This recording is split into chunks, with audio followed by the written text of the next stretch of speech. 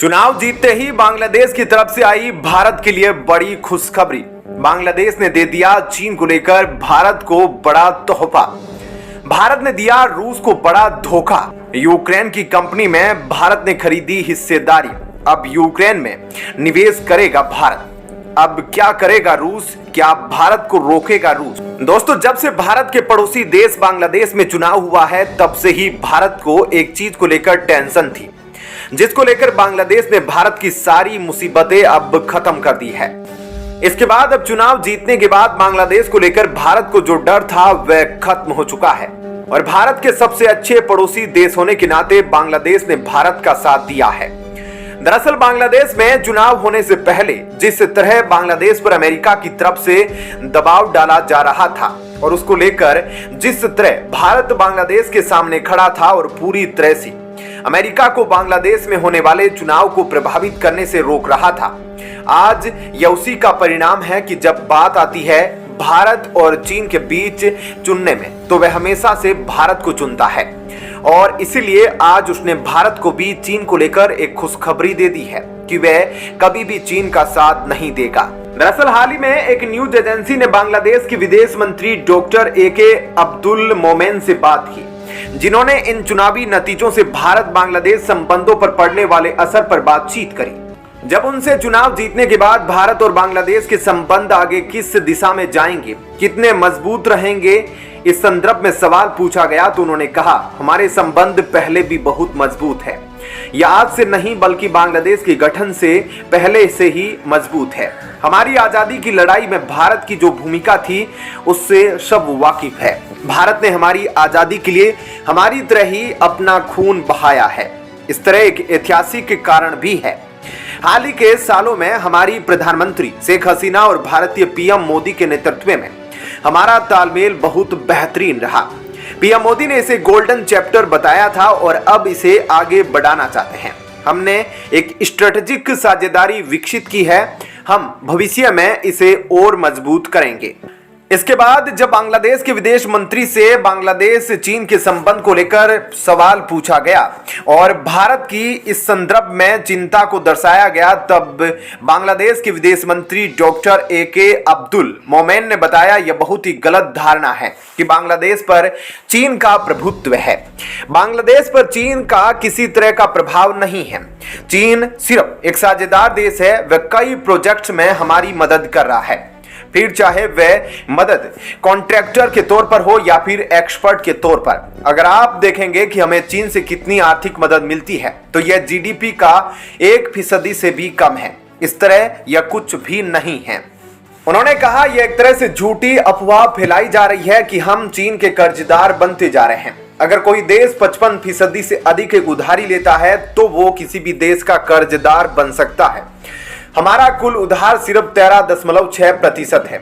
चीन को लेकर भारत का डर सही नहीं है। चीन एक दोस्त और साझेदार है।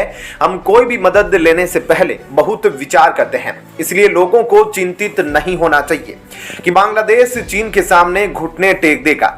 बांग्लादेश कभी भी चीन के सामने नहीं झुकेगा, न ही चीन की तरफ जाएगा।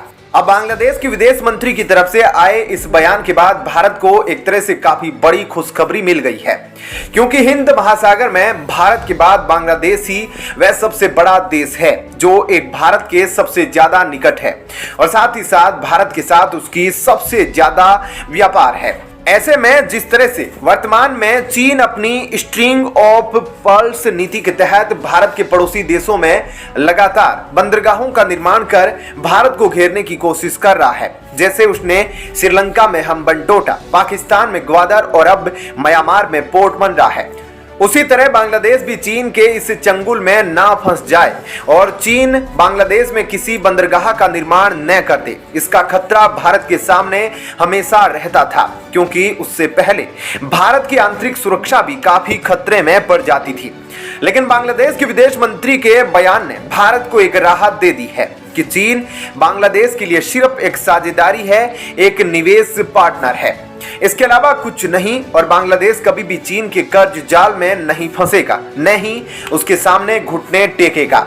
लेकिन एक तरह से जहां भारत और बांग्लादेश के रिश्तों पर बात चल रही है, दूसरी तरफ भारत के सबसे अच्छे दोस्त रूस से इस समय संबंध बहुत बिगड़ते दिखाई दे रहे हैं, क्योंकि इस समय भारत और यूक्रेन के बीच नजदीकियां बढ़ती हुई दिख रही है और जिसको देख रूस अब भारत से खफा नजर आ रहा है। दरअसल हाल ही में यूक्रेन और रूस के बीच चलते युद्ध के कारण भारत के कई डिफेंस प्रोजेक्ट अटके हुए हैं, जिसको लेकर खबर आ रही है कि एडमिरल ग्रिगोरोविच स्टील्थ निर्देशित मिसाइल फ्रिगेट जो रूस में निर्माणाधीन है लेकिन यूक्रेनी इंजनों द्वारा संचालित है, इनके निर्माण ने यूक्रेन और रूस के बीच चल रहे युद्ध के कारण भारत को गंभीर स्थिति में डाल दिया था और अब भारत को मिलने वाले इस श्रेणी में शेष 2 जहाजों में देरी हो गई है। लेकिन अब भारत ने इस डिफेंस डील में होती देरी को देख चीजों को अपने हाथ में लेने की ठान ली है, जिसके बाद भारत ने बड़ा कदम उठाया है ताकि इस स्थिति को ठीक किया जा सके। दरअसल भारत की company Kalyani strategic systems KSSL ने यूक्रेनी जोरिया मेस प्रोजेक्ट की भारतीय शाखा में बहुत बड़ी हिस्सेदारी खरीद ली है। यह यूक्रेनी फर्म अलावा एडमिरल ग्रिगोरोविच श्रेणी के युद्धपोतों के लिए इंजन बनाती है, जहां 3620 टन का एडमिरल ग्रिगोरोविच क्लास 6 तलवार क्लास फ्रिगेट का उन्नत संस्करण है, जिसे रूस ने 2003 और 2013 के बीच भारतीय नौसेना के लिए बनाया था। दरअसल यूरेशियन टाइम्स को पता चला है कि भारत द्वारा अधिग्रहण के समझौते पर 9 मई 2023 को भारत फोर्ज की subsidiary company Kalyani strategic systems द्वारा हस्ताक्षर किए गए और इस इंजन में हिस्सेदारी प्रक्रिया 31 दिसंबर 2023 को पूरी हो गई थी। अक्टूबर 2016 में भारत और रूस द्वारा 4 स्टील्थ फ्रिगेट के लिए एक अंतर सरकारी समझौते पर हस्ताक्षर किए गए थे। इसके बाद प्रत्यक्ष खरीद के लिए $1 बिलियन का सौदा किया गया था। पहले 2 युद्धपोतों की बुनियादी संरचनाएं रूसी शिपयार्ड में पड़ी थी, जहां वर्तमान में उनका निर्माण किया जा रहा है। भारत द्वारा 2019 में यूक्रेनी सरकार को उत्तरी यूरोप में रूसी शिपयार्ड को 2 जहाज इंजन प्रदान करने के लिए राजी कर लिया गया था। बाकी बचे 2 युद्धपोतों के स्थानीय उत्पादन के लिए सामग्री डिजाइन और विशेष सहायता प्रदान करने के लिए गोवा शिपयार्ड लिमिटेड और रूस के रोसोबोरोन एक्सपोर्ट ने नवंबर 2018 में $500 मिलियन का सौदा कर लिया था। अब GSL वर्तमान में इन 2 स्टील्थ फ्रिगेट का निर्माण कर रहा है और 2014 में रूस को सैन्य निर्यात पर प्रतिबंध लगाने के यूक्रेन के फैसले के बाद भारत सीधे यूक्रेन से 2 युद्धपोतों के लिए 2 MQ-0FR गैस टरबाइन इंजन खरीदेगा। इस बीच रूस ने 2023 में कहा कि उसके शिपयार्ड में निर्माणाधीन 2 युद्धपोतों की डिलीवरी मई और अक्टूबर 2024 में की जाएगी। यूरेशियन टाइम्स की एक रिपोर्ट ने बाद में संकेत दिया कि इन युद्धपोतों की डिलीवरी की तारीखों को 2025 तक पीछे धकेल दिया गया है और अब रूस द्वारा फ्रिगेट्स की डिलीवरी के बाद नौसेना अपने सभी युद्धपोतों का निर्माण भारतीय शिपयार्ड में करेगी। ऐसे में कल्याणकारी स्ट्रेटेजिक सिस्टम्स द्वारा यूक्रेन की कंपनी में किया गया बड़ा निवेश एक बड़ा झटका है, क्योंकि इसके बाद तो सब कुछ भारत में निर्माण होगा। और इतना ही नहीं, भारत के गुजरात में आंतरिक वैश्विक निवेश की तलाश में वाइब्रेंट गुजरात प्रोग्राम में यूक्रेन ने भारत से निवेश के लिए मदद मांगी है। आंतरिक वैश्विक निवेश की तलाश में वाइब्रेंट गुजरात प्रोग्राम में यूक्रेनी अधिकारियों ने इस बात पर जोर दिया कि यूक्रेन के युद्ध के बावजूद कीव की अर्थव्यवस्था और यूरोपीय संघ में इसके प्रवेश दोनों के लिए गति मजबूत है। हम यूक्रेनी निजी क्षेत्र में $30 अरब से अधिक के निवेश के अवसरों का अनुमान लगाते हैं और हम मुख्य रूप से ऊर्जा, मोटरवे, समुद्र और नदी बंदरगाहों, रेल मार्गों, भंडारण और वितरण सहित पुनर्निर्माण और बुनियादी ढांचे में निवेश चाहते हैं। उन्होंने कहा कि हम भारतीय निवेशकों को आयात शुल्क राहत, सब्सिडी और अंतर्राष्ट्रीय वित्तीय निकायों और बीमाकर्ताओं के समर्थन से यूक्रेन में निवेश करने में मदद कर सकते हैं। अब देखना यह है कि क्या भारत यूक्रेन में निवेश करेगा या नहीं, और करेगा तो रूस की तरफ से क्या प्रतिक्रिया निकलकर सामने आएगी। हालांकि दोस्तों, इस खबर पर आपकी क्या राय है? आप अपनी राय हमें कमेंट बॉक्स में बता सकते हैं।